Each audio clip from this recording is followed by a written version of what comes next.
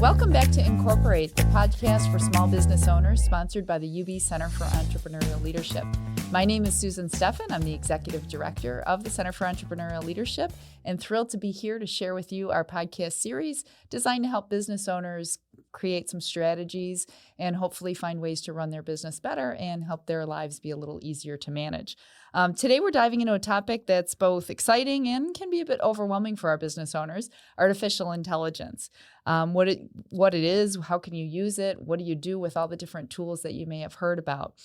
So with me for all our podcasts, of course, is Jordan Lema, who is our producer and our host. We're here at Lemur Studios recording our podcast. And I'm very excited to have two experts with me. Dominic Sellitto, a faculty member with the UB School of Management who teaches both AI and cybersecurity courses, and Tony DeSimone, a consultant who works with entrepreneurs to implement AI for productivity and efficiency. So thank you both for being here. My pleasure. Thanks for having us. So Dominic, I want to start with you. So AI is everywhere. That's all we hear about in the headlines is what new things are happening in the world of artificial intelligence. But what should small businesses take from that? What should they know about what AI is and what it isn't? Yeah, I think there are a lot of misconceptions, and I'll start with the biggest one, which is that it's some sort of arcane magic, right? It's just math, ultimately.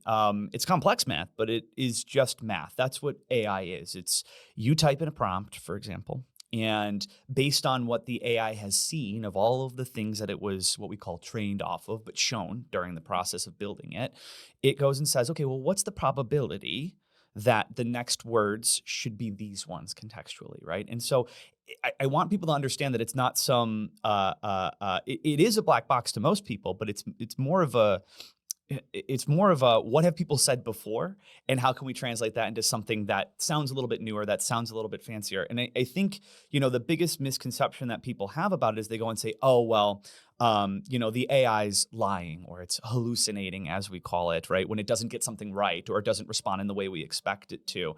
And if you keep in the back of your mind that it's just sort of probabilities based on what maybe somebody said on, I don't know, Reddit on the internet, then we know, okay, well, not everything that it generates in its probabilities is true, or accurate, or those sorts of things. And so, this kind of leads to a sort of misconception part two, which is people think that it can just go ahead and immediately replace a person, right? There are folks on both sides of this equation, folks who are probably salivating over the idea of it replacing people, and folks who are nervous about it replacing people. And, the second half of that coin in misconceptions is that it's not.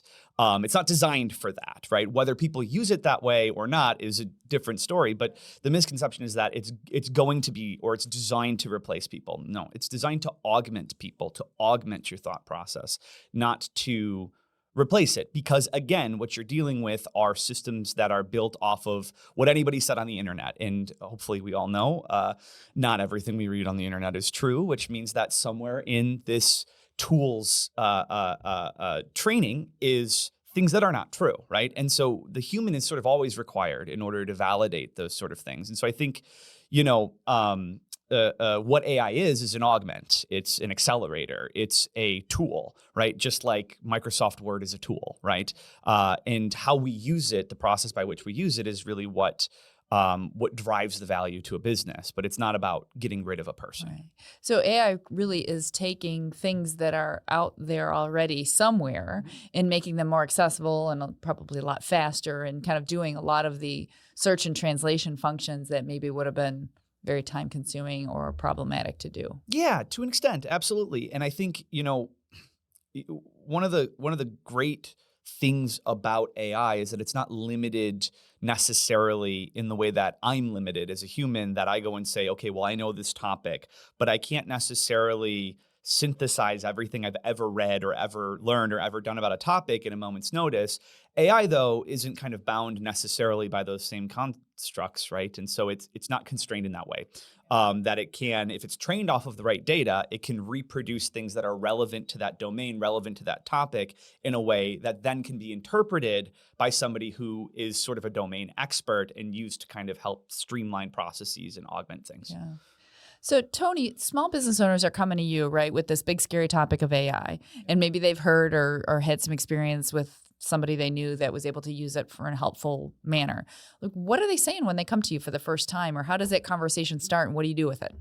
Well, right now, what they hope that it can do is and they say this in jest, but there's some truth to it. When can I get AI to replace people? You know, There you go, Dominic. but unfortunately, that's not how it works. And so I follow, and I try to teach a philosophy called people first, people last, because that's how you should be using all generative AI tools. People first, your input, your voice, your thoughts. And then you let the generative AI speed up the process of whatever it is you're creating, the documents, the email, whatever your product is. And then people last. And this is the most important part. Check the work, edit it, make sure there's no AI hallucinations, make sure your voice is consistent throughout. And most importantly, and this is what gets lost the most importantly, create it in a way where people don't even know you use generative AI. That's how you should be using these tools. So it's not just like Dominic was saying. This is not going to replace people as much as it's going to enhance people, as long as you're willing to learn how to use it. It's a very powerful tool. So there's some guardrails, I guess, on how and when to use AI. So what would be some of, again, for maybe our newbies out there that aren't as skilled as you guys are, obviously, on AI, what are some easy to adopt tools that a business owner could pick up and start and see some benefits to their business? What would be some easy ones?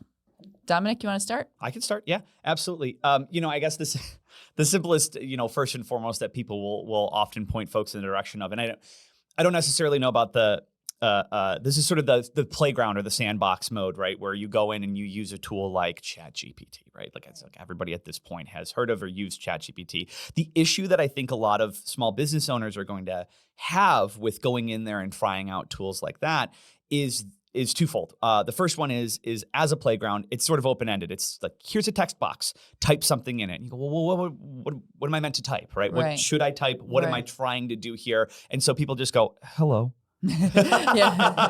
Or tell me a joke. And that's not necessarily providing you the business value. The second component of that, and I have to mention something about data, right? Is that when you're using free tools, right? If they're not the enterprise grade version, a lot of people can and probably should be daunted by things like the privacy policies and how your data is being used. And so I wouldn't necessarily say that if you are testing tools out, that your first run at it should be, oh, great, here's a list of all of my customers' sensitive information. Let me just see what ChatGPT has to say about this. Definitely don't do that.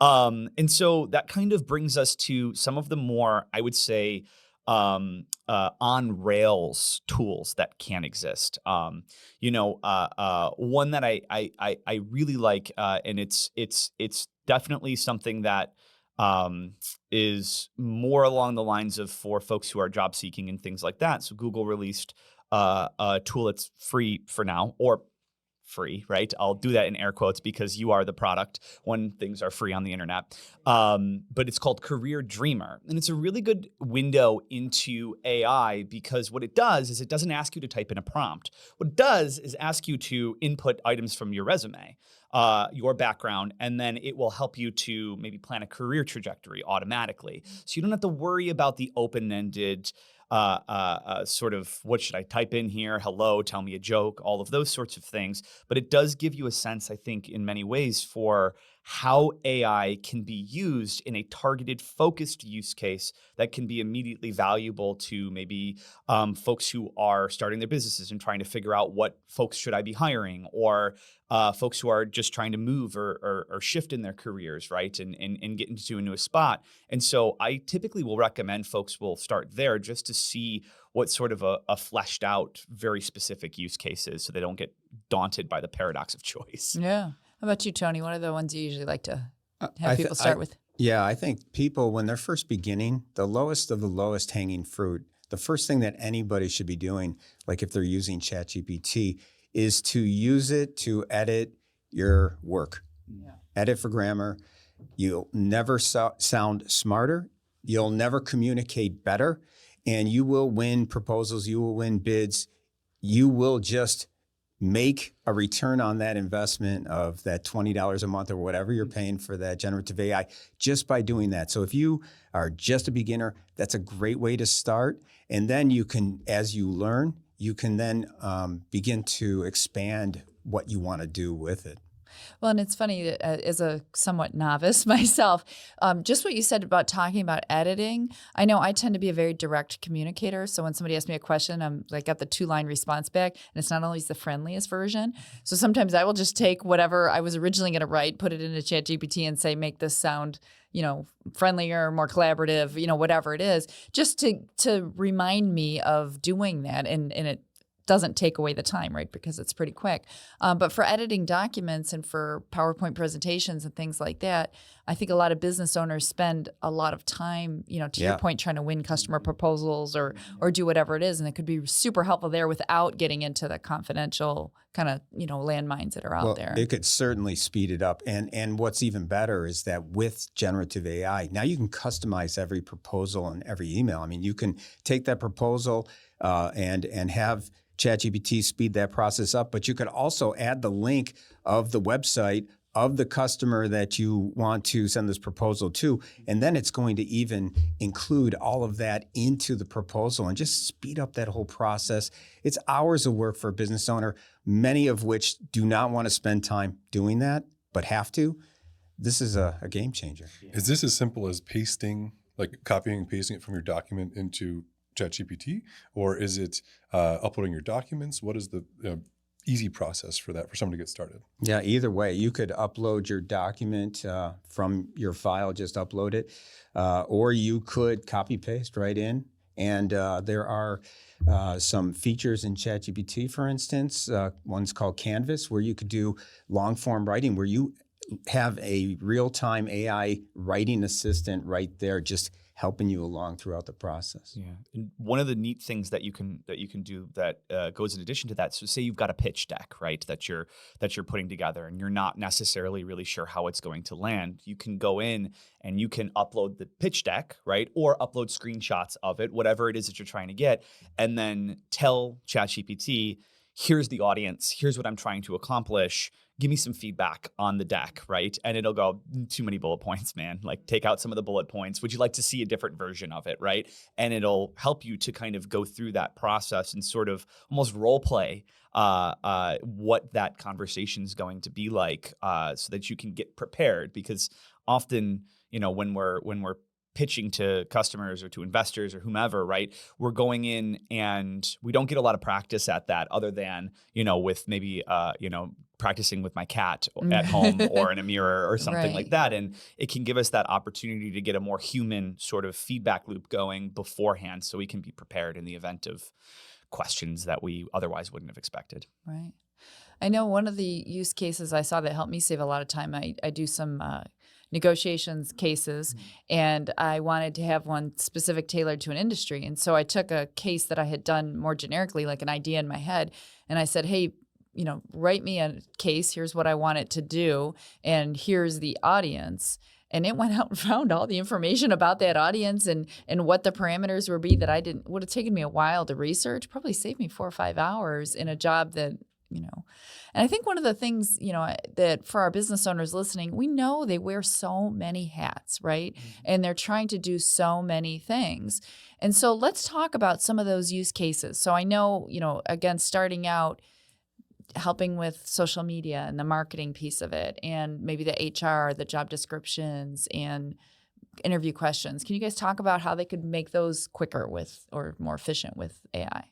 It just depends on the use case. I think that the key thing that I want folks to understand is that in order for AI to provide you a benefit, you must have had the experience of doing the thing manually that you're trying to automate first. Otherwise, it's going to give you whatever it feels like giving you, and you won't know how far that deviates from what you're actually looking for. So if we say, write a job description, right, we should probably have had an idea of writing a job description before, in a way that we kind of have a voice for our organization. We want to talk about, benefits for the company, things like that. And so there's that, but it's really just about being relatively explicit with what you're looking for.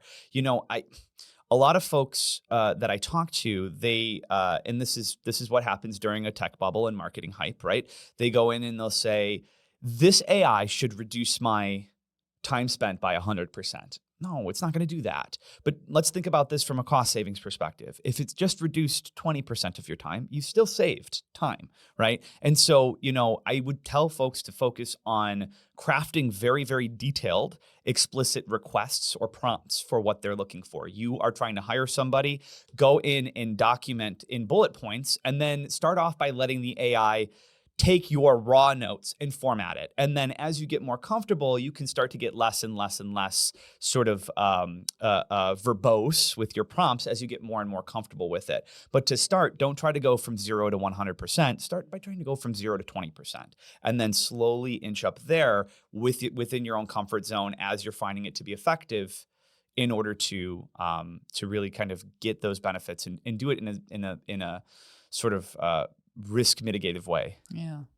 So Tony, how about for social media? Because that's, most business owners know they should be more active on social media, but who has time for that? Mm-hmm. How could it help? Yeah. So I think that part of the way that people should be using this is that this is going to speed up the process. And this is what I'm seeing with a lot of business owners who know how to use it and are using it properly, is that they're using it, like, say, for social media. Typically, you would hire perhaps a social media specialist or a marketing branding specialist. And what they're doing now is they're using the generative AI to get to 60 or 70% of the way there. And then they're handing it off to that specialist to review from that point on. Because then now they're saving all of that time, all of that money. So thousands of dollars are being saved, website design, social media, marketing, branding. I'm seeing all that. A lot of them are even using it as their first layer of lawyer, where either they get a contract in, they're having ChatGPT review it before they bring it to their lawyer, or if they're going to create some form of legal document, they'll create it up to what they believe is 70, 80%. Then they're going to go to their lawyer and say, review this, finish this off for me. And by the way, I don't expect this to be more than an hour long, right? Yeah. That's what they're doing, and they're saving thousands of dollars doing it that way. We've got like 9 ads in rotation right now that have a base in AI world. So we made ads for ourselves. It's not something we normally hire a writer for. We would have wrote them internally, but it made it so much faster to be able to say, write me 10, 15-second ads, and it pops them out. And I'll be honest with you, most of them are not good. And you say, give me 10 more. And then you look at 10 more. Yeah. And you choose the ones that are good. And then you make them sound like you. So right. The base of it was, here are all the ideas that AI spit out for us. But we did very much make them our own, because it had to be in my voice, and it had to be honestly just worth it. A lot of times AI will get into like this sort of alliteration, jokey kind of stuff, or I don't know, things that they think are good writing, because I haven't trained it to know my voice yet. Yeah. But we were able to take these ads, and it sped up the script writing process phenomenally for us. And it was just more of a selection of, here's 10 things that were made very quickly, and we like this one. Let's get 10 more. We'll choose another one. And we honed it down. Well, that's where the people first, people last philosophy matters, because once again, you have to finish it off. Don't expect that anything that you create with generative AI is 100% complete. Biggest mistake of your life is to start sending things out without checking the work and editing and making sure that there's no mistakes in there, and that making sure that it sounds like you. Yeah. Dominic, I want to change gears for a second and lean into your cybersecurity background. So we're talking a lot about tools. Sure. But what should small businesses be concerned about in using these tools from a cybersecurity standpoint? So, most folks, I think at this point, have been through the ringer of cybersecurity training and awareness and how to keep track of sensitive data and things like that. For our small business owners, I think the biggest thing for you to understand, just more globally or holistically, is what data do you have, right? First, because this is where I find a lot of the questions start, because we start with AI at the end and we say, well, what's the threat with AI? But AI, it's not like it's introducing any new threats, right? It's just the way in which we're using the data that's what's going to change things, right? So for example, if you are somebody who collects customer data, right, you need to talk to cybersecurity professionals. You need to talk to lawyers to understand what your obligations are depending on where you do business, right? If you do business in New York State, you've got a set of rules. If you do business in California, you may have a set of rules, right? If you do business with folks who are residents of the European Union, you've got a set of things. And those things that you have to do are for everything, not just AI, right? And so, I guess the biggest thing I would say is make sure that, if you haven't already, start to understand what those rules are. Now, what does that mean with AI? Well, ultimately, AI is like any other tool in this way. It's an input-output system. You input data into it. You should expect that if you're using a web-based tool, that the data is going to stay where you've inputted it. And this is where talking to those folks helps, because they can tell you, no, based on this statute, this regulatory obligation, this sort of risk, you should not be entering in that information. And this is kind of why I said, the free tools, you're the product. Be very, very careful about using, and I would recommend for anything that's not public information that you aren't otherwise required for regulatory purposes. Don't use the free tools, right? Because you should be paying for it. Going with an enterprise version or something like that can give you that layer of, hey, you know what? We're not actually going to use your data and sell it. We're not actually going to take your data and feed it back into the next training cycle of the tool, right? And that's, I think, the biggest danger that folks face is that the tools are shiny, they're new, they're exciting. So I go on and I saw so many businesses, they go, and this is not a knock on DeepSeek R1, right? DeepSeek came out a couple months ago, crashed the markets because it was this transformative thing. They said everyone jumped on it, right? And that included companies. The problem was a lot of people were just using the free version, and we're already starting to see cracks in the security armor for that, right? And it's going to cause people a lot of pain if they're not careful and thoughtful about what data that they're sending to the free tools and where they're making the decision to pay for a tool at an enterprise level. Or heck, most people don't even know this, but most of our listeners, I would venture a guess, and you might be sitting there looking at your computers thinking, no, this potato can probably actually run open source free local AI.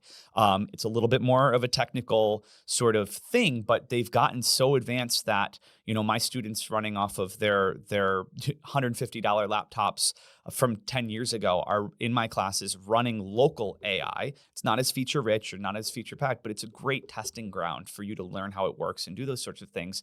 And there's really significantly less risk because, well, the data never leaves your computer. So I'd encourage them to kind of explore those three facets and where it makes the most sense for them, keeping in careful contact with whoever is giving them advice on the legal side of things and on the security side of things. And I think, Tony, I know you've got the financial background, and my mind always goes to how AI can help with some of the number crunching and the analysis. But I guess at a minimum, it's really important to make sure the financial data you put doesn't have identifying information. Right. Yeah, 100%. I think the rule of thumb here is don't put anything confidential or proprietary on generative AI, especially if you don't know the level of security that you're and encryption that you're dealing with.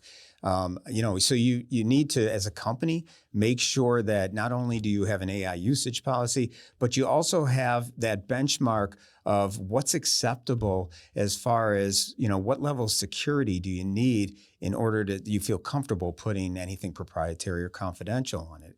Most people have, let's say, Microsoft, either have Google Workspace or Microsoft 365, and you don't think twice about putting something confidential or proprietary on your Word document. So at the least, these generative AI tools should have at least that level of encryption and security that you're comfortable with. And if you don't know that, then rule of thumb, don't put anything confidential or proprietary out there, period. I mean, that's just how you should handle that. Right.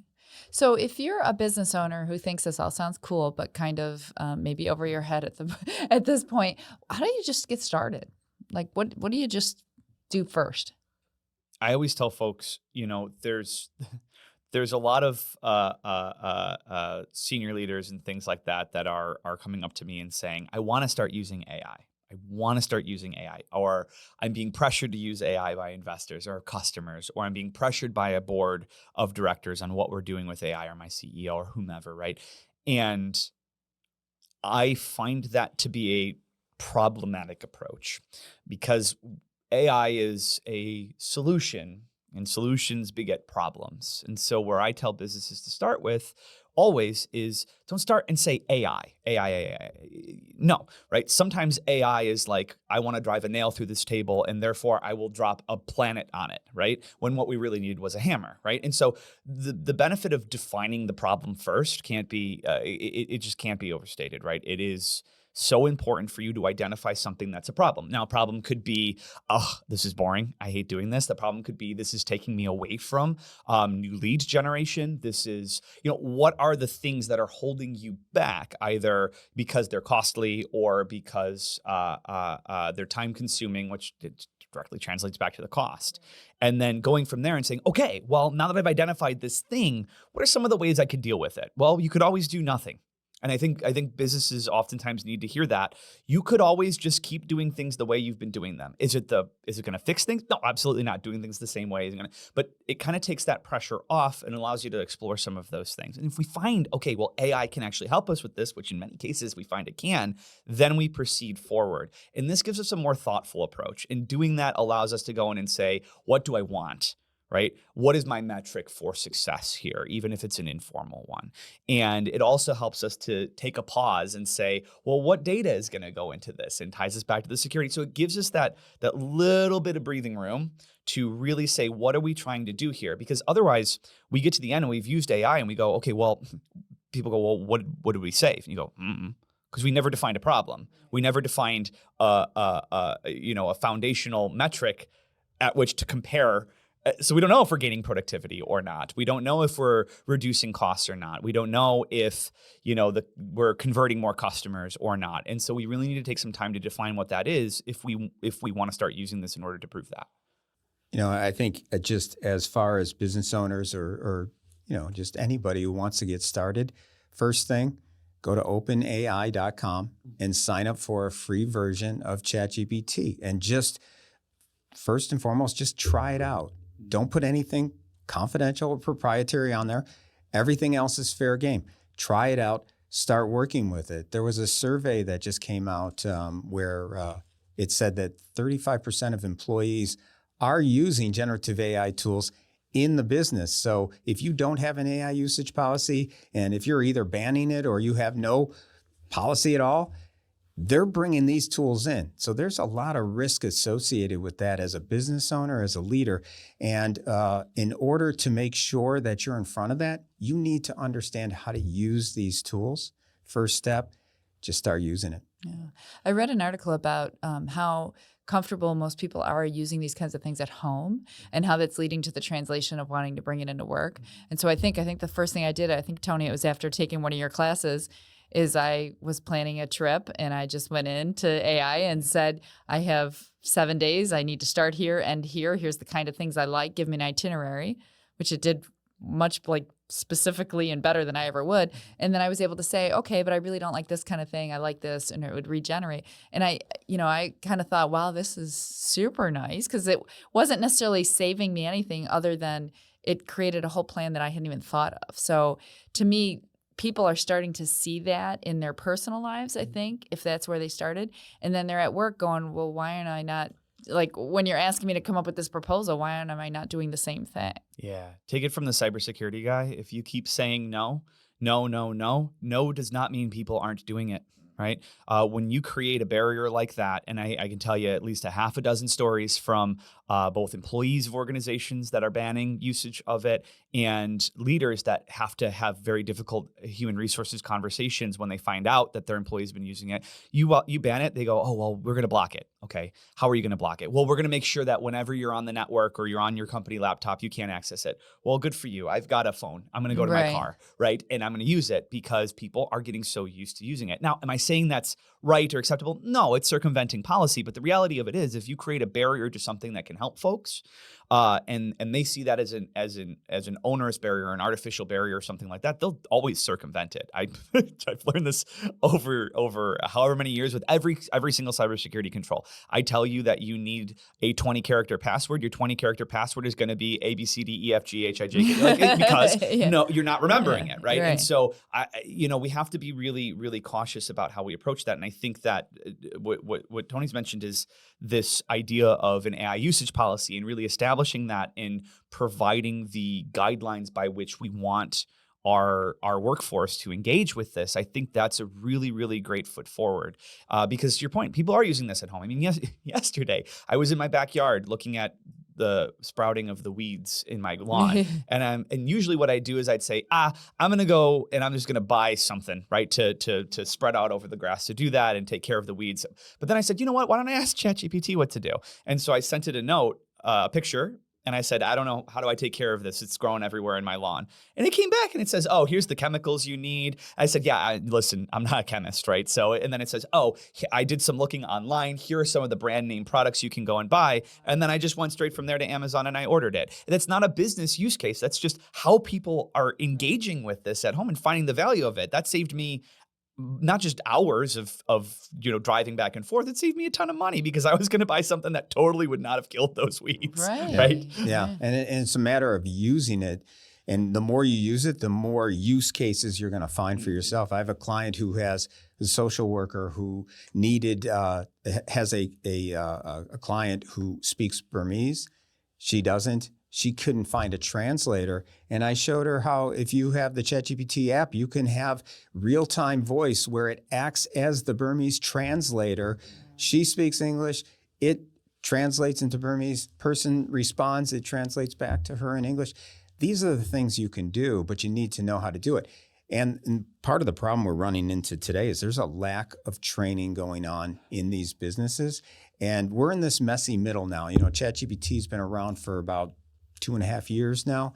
And now a lot of this generative AI is being integrated into the software that we're already using.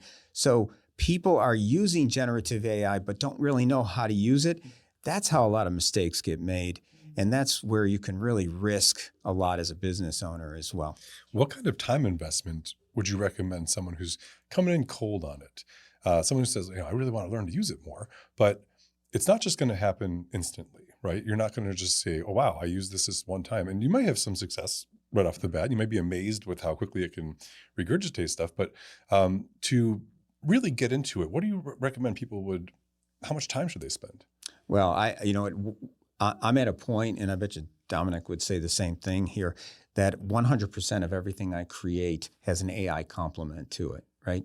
I mean, that's ultimately where everybody needs to be, where it's almost muscle memory. It's not like you don't go to work every day and think, gee, should I turn on the internet today? Maybe we'll use it, maybe we won't. We're going to look back a couple years and it's just going to be obvious that generative AI is just going to be part of our day-to-day. And so really where it begins is take a starter course or something like that where you can ultimately get your arms around where are we today so that you now have all the tools in place to use it on a daily basis and just get comfortable with it so that you could see all these use cases that are going to make your life a lot easier. Yeah. While I was on my ride over here from my last appointment, I pressed the button on Outlook that had Copilot summarizing my emails while I was driving the car and talking to me about what's going on there. This morning before I left for work, I used my phone, which is it's a Google phone, but it has an image generator built into it to feed it an image of my floor plans for my basement and add some design elements because my wife and I are renovating. And it's not something I think about anymore. It just has become, I was going to do that anyways, manually. I was going to break out my iPad with my pencil and start drawing. Instead, now I just prompt for it because I know that iteratively I can get there. It was that I was going to wait until I stopped at the parking spot to open up my phone and read my emails. But now I've done that intrinsically on my commute, right? Because I don't need to do that. And I get 15 text messages while I'm driving to, great. It's excellent at summarizing. So I don't even need to read all of those messages. It just tells me the highlights of what's going on if something important's happening. And so there are these ways where, again, it just becomes a part of it, right? And the more you kind of get used to that, the more you also will start to see where you don't want to use it for, or where you can't just go and say, like, if I were using, I'll go and check my emails. It's not like I'm never going to read those emails. I'll go back and double check them later. But if something important was happening, as it were, I got a number of emails from colleagues on my way over here and knew I was going to be out of commission for the next hour or so, right? And so I knew that I needed to quickly reply to those. Otherwise, I would have stopped, been late here, done all of that, right? And so, you know, for me, that's helpful. And then I'll go back and I'll more thoughtfully engage with them later. But yeah, it is one of those things where I don't set aside time. I just go in and say, okay, well, I'm doing this thing. Hey, cool. Could AI help me with this? And sometimes I'm like, no, right? Like generating a picture, it's gotten better generating text in a picture, but it still is just not there quite in many ways. And so I'll use another tool if I need to, or those things. And for me, it's about speed and scale, and not about replacing the thought that I put into things, but about, you know, changing the speed at which I'm capable of doing certain things. And I guess for many employers, right, if you're looking at the replacement thing, also just think about the productivity aspect of it, right? You know, for anybody using AI in your business to help speed up a process or scale up a process, that is them doing more and then becoming more productive, you becoming more productive than you otherwise would have been. And that's either going to be a revenue win or a cost win, depending on how you engage with it. So I'm glad you brought up the profit and loss aspect of this for business owners, because, you know, what happens to the business owner who says, nope, we're not going to do AI? This whole AI stuff, we don't want to do this. The companies that have adopted generative AI are going to eat their lunch, period. I mean, it's not even going to be a competition anymore. They're gonna go out of business. Period. I think about the companies who said they didn't want to do online, a website, whatever. Yeah. You know, that's what I was going to say. No, I'm good with a typewriter. I don't need a word processor, right? Yeah. I mean, you can resist it for a while, right? And I think a big part of the resistance, at least in my estimation, is that when we have sort of tech bubbles, sometimes when the bubble pops, we stop hearing about tech, right? So at least most folks stop hearing about it. So for example, you know, I'll give a good one of that I think is a good one of blockchain, right? For example, so blockchain was all the talk a while ago. The bubble burst, and now some businesses aren't talking about it anymore. Did it go away? Oh, no. It's still very much there, very much being invested in, very much being implemented, but it's a little bit more of a background character now. Whereas the .com boom, well, that just never went away, right? I mean, it's like people had websites, people resisted it. And so this falls, in my estimation, and from what I've seen, more into the .com boom, right? Bubble than it does into the blockchain bubble, in that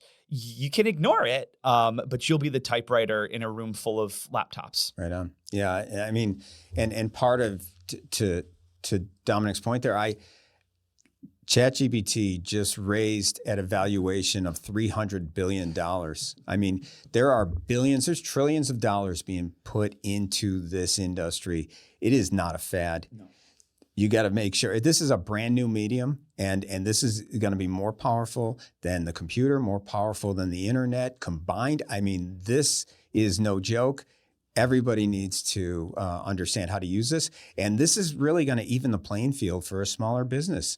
You can compete with larger businesses if you're using this technology the proper way. And we are at that arbitrage moment where it's still early. I'm teaching this every week. People are still learning how to spell ChatGPT. If you understand and you can wrap your arms around it, you could take advantage of that as a business owner, as a leader for your career, and just really accelerate where you're headed. So it's kind of a decision point whether you want to be the dinosaur or you want to be the innovator, right? Yeah. And I, you know, for folks who are feeling like that, right, like they don't want to engage in things like that, to be fair, like I'll address some of the quick reasons why I've seen that, right? For example, there's a huge kind of question mark that I think a lot of people have, especially with a lot of the commercial products, which is like, how did they get the data for the training for it? And so there's a lot of folks who are looking at it and saying, is this a copyright issue? Is this an intellectual property issue? And there's some apprehension and anger there. And for those folks, that are feeling that way, I completely understand. Especially with commercial tools, the data sets that they use to train them are proprietary. And so you don't know. Those cases are working their way through the courts, and as they've done in every tech bubble where there's been a question of things like this, right? And so, it will settle in the next couple of years, but there is going to be certain decisions that will be handed down about things like copyright and intellectual property and who owns what. But if you're really concerned about that but still want to use AI, I'm going to bring you back to some of the things to do with open source. There are plenty on the internet of what we call small large language models, I suppose, right? That are relatively lightweight, can run on your laptop. And the beauty of those is that the companies that build them are, or individuals, as it were, on say GitHub or some sort of open source developers, they're relatively transparent. They'll give you the data sets that so you know exactly what's gone into that thing that you're about to use for your business. And so even if you are apprehensive about some of the commercial tools, which I can understand, right? For those reasons, there is always that opportunity for you to still engage in a way that provides you that comfort of the transparency. Yeah. Susan, Dominic's next level when it comes to generative AI, right? all the things he said, he's really talking about what's coming up. And I think there's going to be such a demand for these open source large language models where they're on your server as a small business, where it's not, you can then put your confidential proprietary information in and not worry about it. I mean, that is coming fast. Yeah. And that's exciting that you're working on that. Yeah, in the Center for AI Business Innovation, which I part of me wants to just directly stare into the camera when I do that, which I'm the assistant director of in the School of Management. Right, we just started, and it's super exciting because that's what we're doing right now. I've got myself and our director Xiaoji Tang and I think 6, 7, 8 students of mine that are working with me. What we're doing right now is we're building local AI tools for inside the university for different business units, different staff units, because we deal with sensitive information. We deal with FERPA data. That's the student information and privacy information for those folks and things like that. And we've got students that are just generally not super comfortable with giving their whole life story out. So okay, fine, you don't want to go to a commercial resume generator, or cover letter generator, review, or interview prep. We worked with the CRC last year to build a cover letter generator that was fully local, runs off of a server that was under my desk,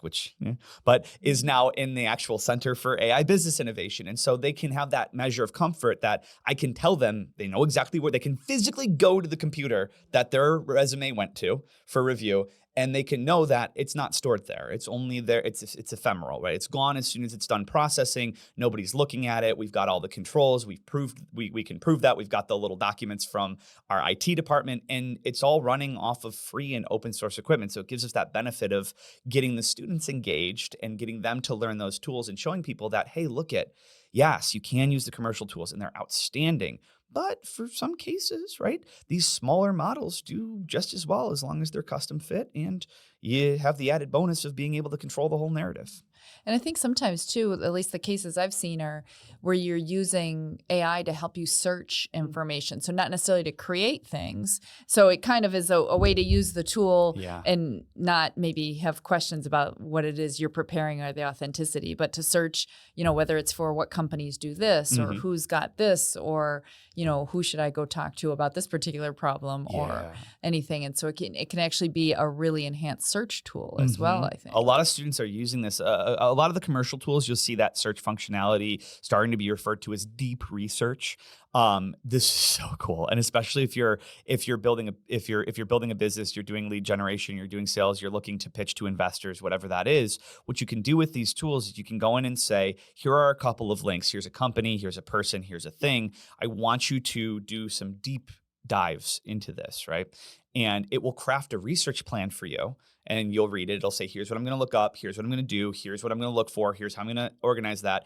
And then you click start, and it will produce a 10, 12, 15 page report for you in about 10, 15 minutes with 200 different websites it searched. It'll tell you what sources it feels are most applicable. If you give the more information you give it about how it's supposed to produce this, the better. So my students are using this because they're going in and saying, I have a job interview at this company. Right. Here's the job posting. Here's the company information. Here's the person's LinkedIn that I'm meeting with. Go and do the research on it. And they prepare them like a dossier to prepare for the interview process. And I mean, they were going to do that anyways through researching and hours and hours and hours through Reddit threads from other people talking about their experience. But instead it just kind of does it for you, right? And you still have to engage with it and read it and distill it and synthesize it yourself. But that research component, it's transformative. Great. Yeah, it's great.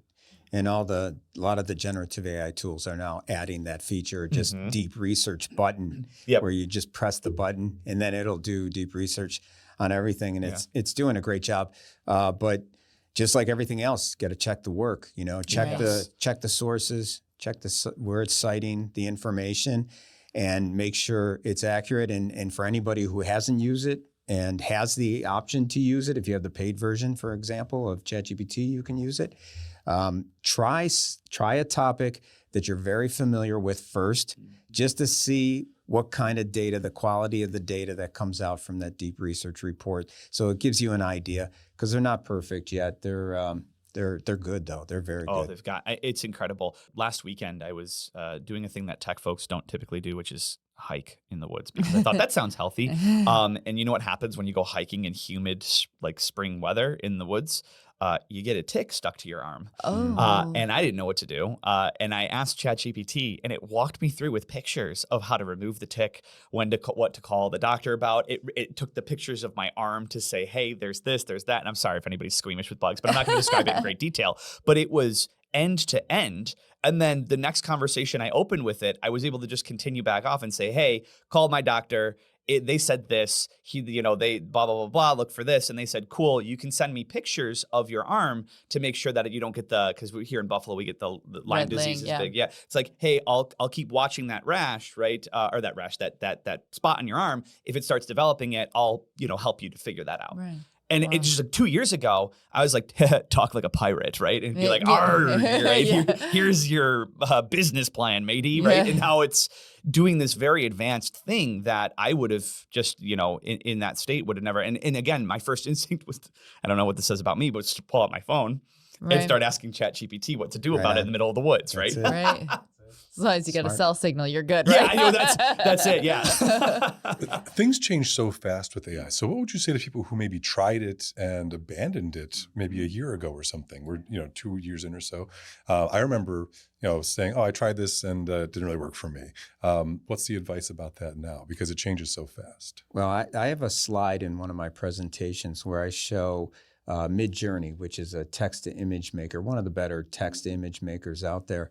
And it shows 6 different versions of Midjourney, version 1 through version 5.1, with the same prompt. Create a picture of Jack Sparrow from Pirates of the Caribbean, right? And so in version 1, it's almost like a Picasso style, picture of him. By the time we get to version 5.2, it is a Johnny Depp looking, thing. So this evolution was like 15 months. 15 months. Oh, so the reason why I share that slide is because that is how all generative AI evolves, right? So when you start off, and I've seen this happen where somebody wants to create a contract or something like that. And let's say it's a lawyer wants to create a contract and they look at this contract and it's garbage. They're like, this is not good. I'm walking away from it. What I want everybody to be thinking is that's probably just version 2 of, the versions of, the picture. And don't give up on it. Think about it in terms of, I bet you this is going to be amazing in 12 months. So I'm going to keep trying.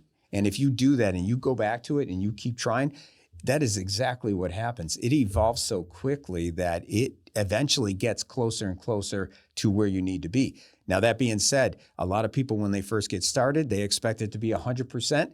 Again, people first, people last. You got to check the work and finish it off.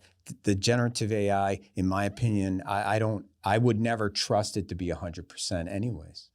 We had an experience with, we had to make a background. So it was green screen, it was an imaginary place. And we used generative AI to do that because, well, what do you do for an imaginary place? You know, like you either find the closest thing and then Photoshop it together or whatever.